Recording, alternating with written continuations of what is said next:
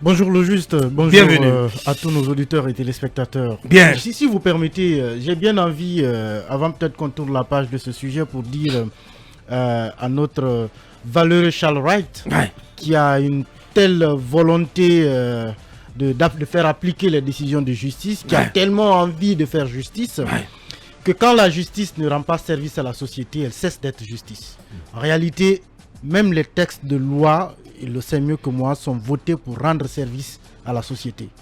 Mais lorsque, au nom d'une application d'une décision de justice, on peut déloger des gens à 4 h du matin, je pense que ça sort du visage humain de la justice. Effectivement.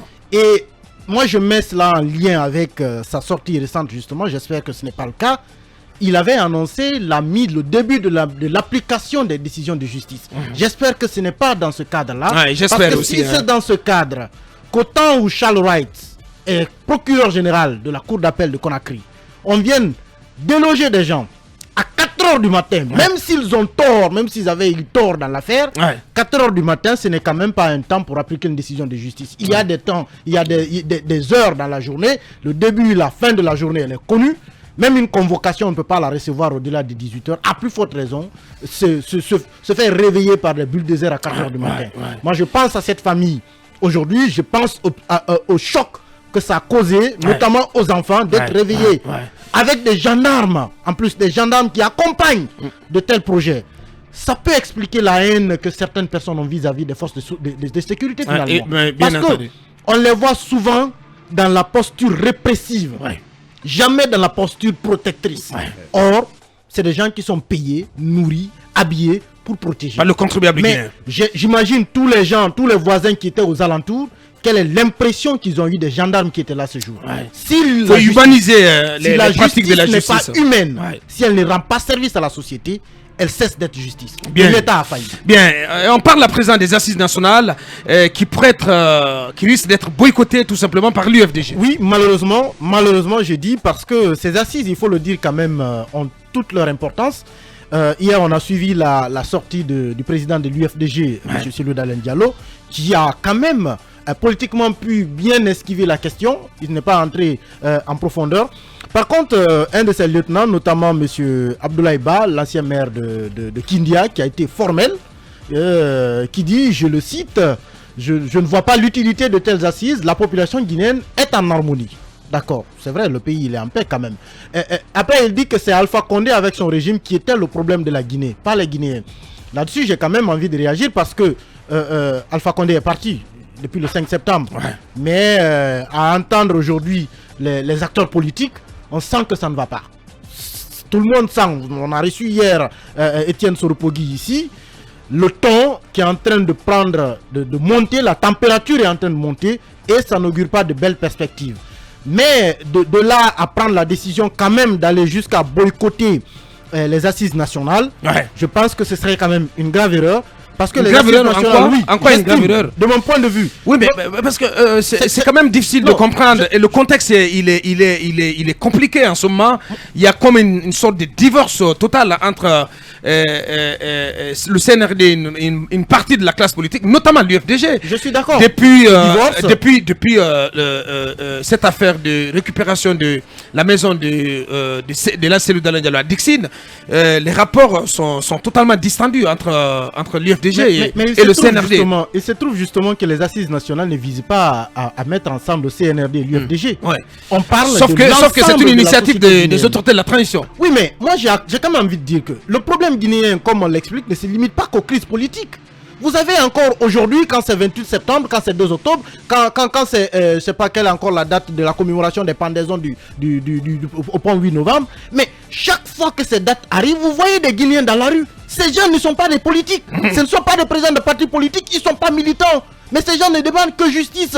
Et il se trouve qu'on a tellement accumulé les problèmes en Guinée qu'on en est arrivé au point où aujourd'hui, même si on décide d'organiser des procès sur certaines affaires, on ne peut pas avoir d'accord. Mais justement, ce que j'ai envie de dire, en attendant que Sako prenne la parole, ce que j'ai envie de dire, c'est qu'en amont de tout, il y a la politique, Manu. Peut-être que c'est ce que vous n'arrivez pas à cerner. Je suis d'accord qu'il y a la politique, mais j'ai envie. Je vous assure que tout est lié à cela. C'est lié évidemment, mais je pense que l'exemple doit être donné. Si aujourd'hui, l'UFDG qui prétend diriger demain la Guinée boycotte les assises nationales, peut-être que demain, quand elle sera en position de légitimité pour les organiser, quelqu'un pourrait les boycotter et elle n'en voudra à personne. Bien. Et je pense que merci, les assises, de mon point de vue, doivent aller au-delà de la politique. Pour une fois, il faut qu'on parle de ce qui est vraiment de l'histoire de la Guinée. Merci. Allez-y, Aboubacar Sako, sur la posture qui semble être celle de l'UFDG qui annonce donc qu'elle n'est pas concernée par ces assises nationales qui démarrent fin mars. Oui, nous avons suivi hier le président de l'UFDG qui était invité de France 24 et de RFI. Ouais. Justement, parlant de cette question, il a décliné en disant qu'il ne se sent pas concerné. Ouais. Mais moi, je crois qu'il y a une succession de faits qu'il faut débattre ici. Ouais. Il y a le CNT. À côté du CNT, les acteurs politiques demandent l'ouverture d'un couloir de dialogue. Ouais. Et en plus de ça aussi, on parle des assises nationales. Ouais. Et quand l'UFDG, j'essaie de lire dans la pensée de Cellou Dalein, lorsqu'il dit qu'il ne se sent pas concerné par les assises nationales, je crois, à mon avis, lui, ce qui l'intéresse, c'est l'ouverture d'un couloir de dialogue entre la classe politique et le CNRD. Je crois qu'il pense même ce cadre de concertation qui se dessine, il y a des responsables, des voix qui s'élèvent de l'opposition, des rangs de l'opposition pour demander à ne pas y aller tout simplement, à les boycotter tout simplement. Oui, dans ce cas, on ne sait pas ce qu'ils veulent parce que tous les conflits se terminent autour d'une table de discussion. Ouais. Ils ont réclamé à corps et à cri ce cadre de dialogue. Ouais. Si le CNRD arrive donc à les offrir ce cadre, il faut qu'ils en saisissent, que chacun vienne autour de cette table exprimer et donner son point de vue par rapport à la transition. Mais s'ils optent pour la politique de la chaise vide, on se demande réellement ce qu'ils veulent finalement. Bien, bien dit. Allez-y, à nous. Je pense qu'il faut d'abord finir le diagnostic. Emmanuel a commencé. Il a cité par exemple ceux qui se retrouvent au pont 8 novembre, le 25 donc pour commémorer le 25 janvier 1971.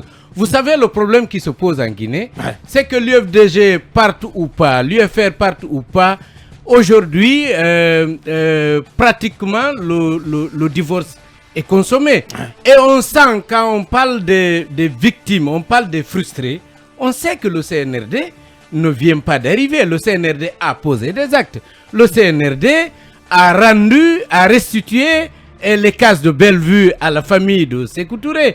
Le CNRD a rebâti l'aéroport international de Conakry. Et on sait les frustrations que ça a entraîné. Vous savez très bien que les victimes de Sékou Touré ne se reconnaissent pas dans la politique actuelle du CNRD. On sait qu'il y a un pan des Guinéens aujourd'hui qui se sentent totalement exclus et qui ont même l'impression qu'on gouverne contre eux. Quand on dessaisit des maisons de certains acteurs et puis qu'on mette fin au processus alors qu'on a restitué de l'autre côté, vous savez, parce qu'on a l'impression, pour appuyer ce que tu dis, on a l'impression que cette campagne de récupération des biens de l'État ou des biens immobiliers de l'État s'est arrêtée le 28. Absolument.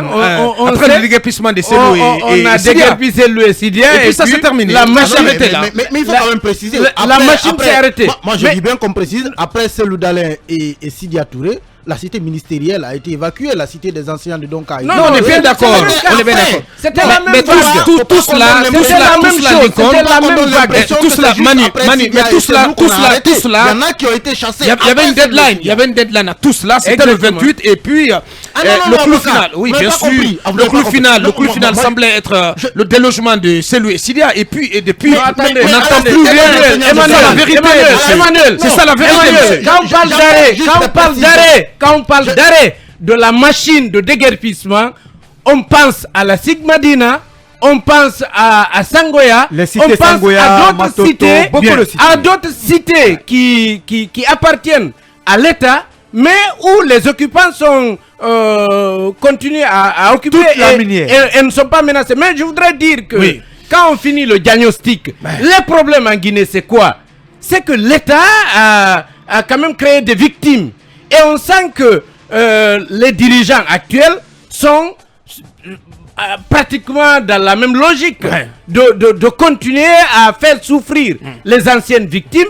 Et vous ne pouvez pas appeler à une concertation. Est-ce que ces gens se sentent concernés? Moi, je voudrais dire... Si je vous suis très bien, vous comprenez la position de l'UFDG. Non, moi je dis que l'UFDG... Je dis que l'UFDG le dise ou pas, ces assises ne serviront à rien. Comment ça, nous? Parce que comment ça, nous? Non, mais parce que... c'est des assises placées sous le sceau de vérité et réconciliation. Ça va servir à quoi? Vérité entre qui et qui? Vérité entre les Guinéens, nous. Exactement, dire cela quand même. Vous ne pouvez pas soutenir cela que ces assises ne serviront à rien, nous. Mais je vous dis et le répète, ça ne servira à rien. Absolument rien. C'est du dilatoire. C'est juste. Mais attendez, Abakar, vous avez suivi ce qui s'est passé. On déploie des membres du CNT à l'intérieur du pays. On revient ces assises nationales. Alors que ceux qui sont contre vous veulent juste que vous ouvriez la porte pour parler avec vous. Vous refusez. Vous dites non, on va dialoguer. Et après, on sait que c'est le gouvernement qui va aussi essayer d'aller vers les citoyens. Une question tout de même pour vous, parce que moi, vous êtes sur une crête dure quand même. Nous, non, j'essaie de vous faire comprendre la situation, ça ne sert à rien. Dites-moi alors, finalement, que reste à ces partis, à cette partie des Guinéens, y compris l'UFDG, qui ne souhaiterait pas peut-être s'asseoir à la même table que ces nouveaux maîtres du pays qui sont aujourd'hui considérés comme les nouveaux bourreaux, leurs nouveaux bourreaux. Quel leur reste-t-il comme démarche? Vont-ils totalement se mettre au banc de la nation, au banc de la République? Que vont-ils faire? Non, on a la réponse. Ils ont déjà demandé, sollicité, plaidé pour qu'on leur ouvre la porte, qu'on dialogue, que les dirigeants acceptent de parler avec. Mais je pense que ce cadre de dialogue est purement politique. Rappelez-vous, un cadre de dialogue qui peut être aussi dilatoire. Attention. Rappelez-vous du lendemain, du coup KO en Guinée. Quand Alpha Condé a mis KO les autres acteurs politiques, il est allé voir Cellou Dalein et un petit échange. Ça a permis de décrisper la situation. Je pense que les dirigeants actuels n'ont pas plusieurs solutions à faire. Il suffit d'ouvrir la porte et de permettre aux autres d'échanger avec. Merci. On va rester là-dessus. Tout le monde prendra la parole. Allez-y, Bassekou. Et sur la posture de l'UFDG, notamment sur la question de la tenue des assises nationales. Non, écoutez, l'UFDG... Vous comprenez l'UFDG? Non, il faut encourager Cellou Dalein Diallo à aller à ce dialogue, à ces assises nationales, je veux dire. C'est vrai que la démarche du CNRD est un peu biaisée. Avec quelle garantie? Un peu biaisée parce que... je dis simplement... Ah oui, non, mais il doit répondre à la question. Attendez, oui, j'en viens. Parce que aille aveuglement. Il faut encourager... Il faut pendant qu'on est en train de le diaboliser. Non, attendez. Non, mais personne n'a le titre. Il faut encourager... Non, je l'encourage pas. J'encourage plutôt le président. Vous n'allez pas pousser les gens à se braquer comme pas du tout. À se radicaliser contre... Non, pas du tout. Je veux que le président... C'est pas lui, c'est le CNRD qui... Je veux que le président... d'une partie des citoyens. Non, quand même, nous... Vous voyez les pratiques. Mais Abakar, vous ne pouvez pas punir les gens et dire dialoguer. Qui va dialoguer? Vous savez que l'UFDG le dise ou pas, les Guinéens ne sont pas intéressés. Une bonne partie des Guinéens... Je ne crois pas. Ne s'intéressera pas à ce cas de dialogue. Même si l'UFDG appelé à participer, une bonne partie des Guinéens... Je ne crois pas. Je m'explique, nous, je ne crois pas. Il faut encourager. Vous ne pouvez pas encourager cela. Je pense, nous... Vous ne pouvez pas encourager cela. Je fais le constat. Nous, c'est pas une bonne posture. Il faut encourager les partis politiques comme... C'est une posture dangereuse. Il faut encourager les partis politiques comme l'UFDG, l'UFR, qui sont de très grandes formations politiques parce qu'ils ont participé à toutes les consultations nationales de ces dernières années en Guinée, de ces 10 dernières années, à aller vers ces assises nationales. C'est vrai qu'il y a des décisions qui ont été prises. Attendez-nous, s'il vous plaît. C'est vrai qu'il y a des décisions. Attendez-nous. C'est vrai qu'il y a des décisions qui ont été prises. À l'issue des concertations. Laisse-moi aller au bout de mes idées. C'est une très bonne question. Oui, attendez. Une question préjudice. Là où peut-être on peut comprendre, nous et tous ceux ne peut pas du tout comprendre. Nous, j'ai dit là où, laissez-moi placer ça, monsieur. C'est-à-dire que les contours, on a du mal à cerner les contours de ces assises nationales. On sait quand, attendez quand même, on sait quand elles vont s'ouvrir. Je crois que c'est le 22 mars, au plan national, avec l'appui de la primature et sous l'égide du MATD, à l'extérieur, avec donc aux manettes les affaires étrangères, mais on n'a pas une idée claire sur, mais ça sera sur fait, les TDR. Non, oui, mais les thèmes de référence. Elles vont s'organiser comment? Mais attendez, justement, il va y avoir un journaliste oui, mais attendez, s'il vous plaît. Vous êtes un grand journaliste. Qu'est-ce que vous en savez, monsieur? Mais justement, mais le travail. Comment ça va se décliner? Mais attendez, s'il vous plaît. Bien sûr. Non, mais c'est juste cette annonce qui a été faite et ça a été placé sous l'égide de la primature avec certains départements comme le ministère de l'administration du territoire et de la décentralisation. Donc, ils vont communiquer sur les thèmes de référence, à mon avis, avant même l'ouverture.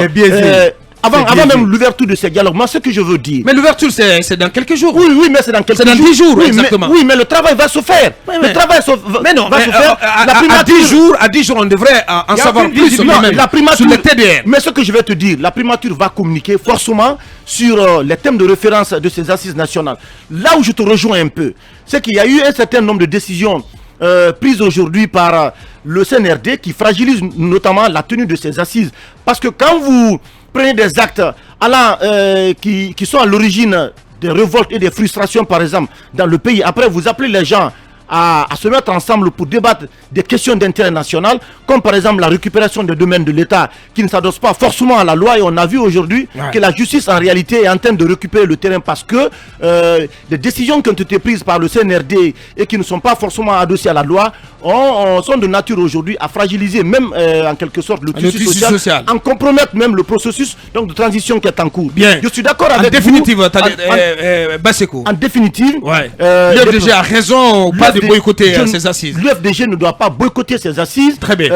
Parce que c'est un processus de transition. Leur responsabilité est aussi engagée, comme d'autres partis politiques, comme le CNRD, à œuvrer à la réussite donc, de cette transition. Merci. Donc pour cela, il faut encourager que ce soit l'UFDG, que ce soit d'autres entités aujourd'hui à venir à ces assises. À venir à ces assises. Bien. Mais le CNRD doit donner quand même des preuves de garantie que ce n'est pas des assises donc, qui vont être organisées simplement pour être organisées parce que aujourd'hui il y a une crise de confiance qui est en train de naître carrément entre la classe politique et le CNRD. Et à mon avis, c'est cette crise de confiance là qu'il faut résoudre. Il faut mettre un mécanisme donc qui permet donc de dissiper tous les malentendus, restaurer donc la confiance pour aller vers une transition réussie et apaisée en Guinée. Merci.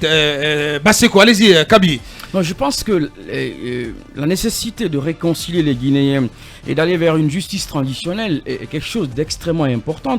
On l'a essayé après 2010. Moi, je me rappelle, en 2013, l'Association guinéenne de sciences politiques a fait une étude sur la justice transitionnelle. La question nodale était de savoir est-ce qu'il y avait une nécessité de réconcilier les Guinéens. Et effectivement, l'étude avait prouvé qu'il y avait une nécessité de réconcilier les Guinéens, d'aller vers une justice transitionnelle. Mais souvent, ce qui se pose... Parce est-ce que les citoyens entre eux ou les gouvernés et les gouvernants? J'en viens. Mais que dire à ceux qui pensent que puisqu'il n'y a pas eu de guerre, il n'y a pas de crise majeure dans le pays, qu'il n'y a pas de nécessité de réconcilier. Se parler. Oui, nous devons nous parler. Je pose la question. Voilà. Il y a eu trop de frustration dans le pays. Ne me coupez pas la tête. Je pose simplement la question. Il n'y a pas de guerre en Guinée que nous ne devons pas nous parler. Nous devons nous parler. Je n'ai pas dit qu'on ne peut pas se parler. Je pose une question. Sous l'ère Alpha Condé. Et donc, en prenant en compte l'opinion de ceux qui pensent que puisqu'il n'y a pas de guerre, il n'y a pas eu de guerre en Guinée. Je ne suis pas d'accord avec ceci. Il n'y a pas de nécessité. Il n'y a pas de parler. Vous avez cité un cas à Amdalaï. Vous avez tantôt cité un cas à Amdalaï. Les Guinéens vivent de ça. Il y a une autorité qui vient parce que quelqu'un a de l'argent ou a le pouvoir, il utilise les forces de l'ordre, il vient détruire la maison d'autrui. C'est ce que nous subissons en Guinée. La Guinée, les Guinéens souffrent des gouvernants qui ne respectent pas la loi. Bien, allez-y cabinet. Ensuite, Sako et Lincoln et puis Emmanuel pour clore. C'est une erreur de lecture de penser qu'il n'y a pas de nécessité de réconcilier. Parce qu'il n'y a pas eu de guerre en Guinée. Vous savez, il y a une chose, l'exacerbation de la question ethnique est un facteur de désunion en Guinée. En fait, il y a deux choses qu'il faut différencier. Il y a des quartiers ici ou des villages où il y a des problèmes. Mais par exemple, cette étude prouve que les gens, lorsqu'ils doivent loger dans un quartier, ils se rassurent de savoir s'il y a une majorité de son ethnie, par exemple, dans ce quartier. C'est bien, c'est bien une réalité, par contre. C'est bien une réalité, non. Ouais, mais partout, c'est pareil. Non, mais vous êtes allé en France, il y a des quartiers où c'est des Noirs. Les Noirs se retrouvent. Non, mais sauf que... Dans la zone, moi, je suis allé à Luanda, il y a des quartiers où il y a pratiquement que des Guinéens. Il y a au moins 5 mosquées dans la capitale. Ça suit la logique du paradigme de Pâques. Mais je parle à un sociologue. Le paradigme de Pâques et ceci explique que les occupations territoriales sont fonction aussi ou sont régies souvent par ces questions ethniques et ces considérations ethniques. Vous allez vers 36 et peut-être il va m'aider où vous trouverez une concentration de Kissiens. Matoto, c'est beaucoup plus les Malékés, c'est comme ça. Oui, mais sauf que c'est comme ça que ça se fait. Sauf qu'il y a un lien entre comment je l'ai dit, l'intensification de cela et qui s'adosse à une raison qui soit, par exemple, qu'on se sent plus en sécurité. Lorsqu'on dit qu'on se sent plus en sécurité dans un quartier où on a son ethnie ou plutôt sa communauté d'origine en nombre important, ça pose la question de savoir est-ce qu'il n'y a pas un lien entre le fait que l'on ne se sente pas en sécurité lorsqu'on n'est pas entouré de sa communauté ou pas. Ce que je veux dire, c'est qu'il y a une différence qu'il faut faire. Ouais. Dire aujourd'hui, qui est-ce qu'il faut réconcilier? Est-ce que ce sont les Guinéens qu'il faut réconcilier entre eux ou c'est plutôt réconcilier les Guinéens avec les autorités? Parce qu'il y a une question nodale à laquelle moi je tiens souvent. Je pense qu'il y a aujourd'hui une question qui me paraît importante en tant que c'est la violence d'État. Ouais. La violence d'État, elle est perçue en Guinée peut-être par mauvaise foi ou par réalité, bien évidemment, comme celle d'une communauté sur une ou sur d'autres. Regardez ce qui se passe. Les pouvoirs, comme celle d'une communauté sur d'autres. Je vous explique. Ouais. Il y a une sorte de... vous savez, on entend souvent dire le pouvoir des Malinké, le pouvoir des Soussous, le pouvoir de tel... Ceci est une compréhension qu'on a. Ouais. Même si on ne doit pas raisonner en ces termes, cabinet. Sauf que justement, il y a ce vœu que nous voudrons bien, mais la perception des gens, c'est autre chose. Ouais. Et ceci est souvent fait que lorsque les pouvoirs exercent, je veux dire, de façon disproportionnée l'action politique, donc le pouvoir coercitif, ceci est perçu comme étant le pouvoir d'une communauté sur une autre. Donc, ça fait qu'aujourd'hui... Donc il y a nécessité d'aller à ces assises. Et je pense. Entre qui et qui? Je pense. Il y a raison aujourd'hui de demander aux Guinéens, On va faire bref là-dessus parce qu'il nous reste 3 minutes. Et je finis par dire qu'il y a une confusion qu'il faut éviter. Le dialogue politique est une chose, les assises sont une autre.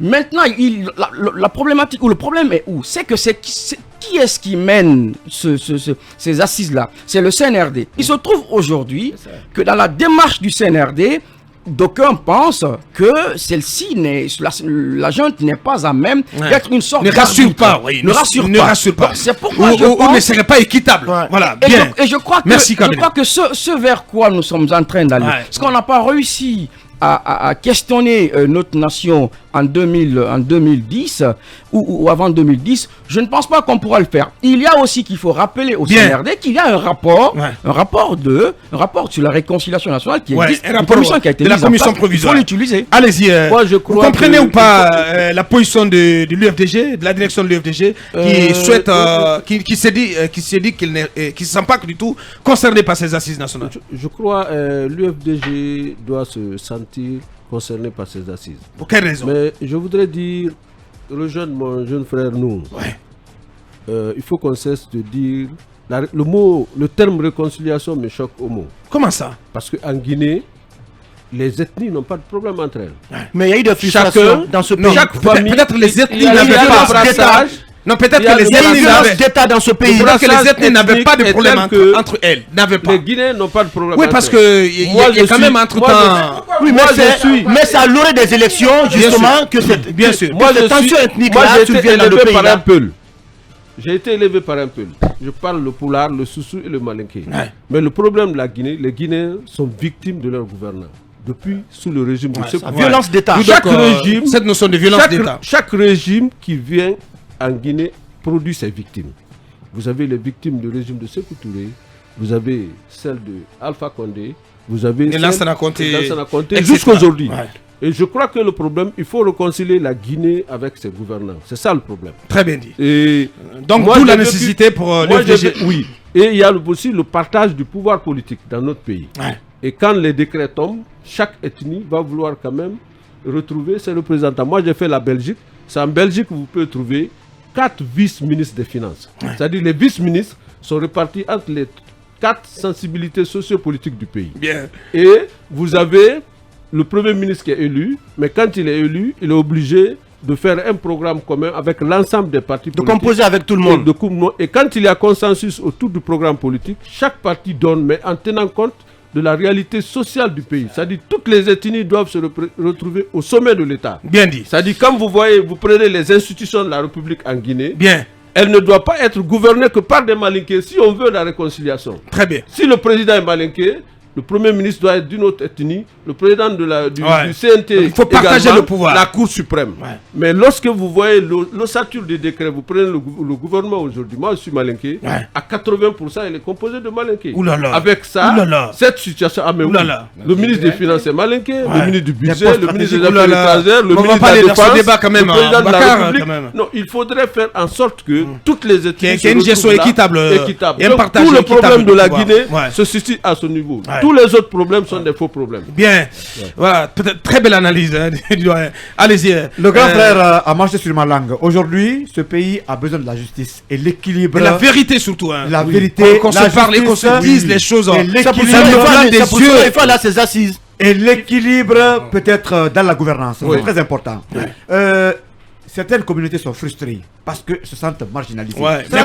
Mais quoique, on doit les encourager à aller à ces assises. Oui, mais bien sûr. Mais le colonel Doumbouya était venu pour corriger peut-être ses erreurs du passé. Il est en train. Mais très malheureusement, non, on est plongé. Il est en train. On est plongé. On est plongé. Non, mais c'est trop tôt. Écoutez, c'est trop tôt. C'est mon tour de parole. De le flinguer comme ça. C'est mon tour de parole. C'est mon tour de parole. Laissez-moi, je suis responsable de ce que je dis. Et j'assume.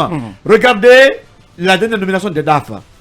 Ça crée des problèmes à la présidence. Le président était fâché. Tous les Guinéens ont des compétences. Mais quand vous faites comprendre que c'est une communauté qui prime sur l'autre, mais comprenez que ça crée des frustrations. Nous, on parle pour aider le président à résoudre les problèmes. Il n'y a pas de guerre entre les Guinéens, mais c'est archi faux. Il n'y a que la violence d'État. Le régime Sékou a fait des victimes. Conté, en définitive, parce qu'on marque la pause. En définitive, l'UFDG n'a pas raison de se mettre au banc de ses assises. Non, j'ai pas dit ça. Non, je pose la question. Non, l'UFDG a ses raisons. Aujourd'hui, il y a trop de crises dans ce pays. Le président a bien démarré. Donc, vous comprenez bien la position. Je comprends la position de l'UFDG. C'est au président de la République de rassurer les Guinéens. Puisqu'il est venu pour rectifier le tir. Mais malheureusement, il est en train de remuer le couteau dans beaucoup de plaies. Ça ne marchera pas ainsi. Lincoln Souma, tel qu'on l'aime.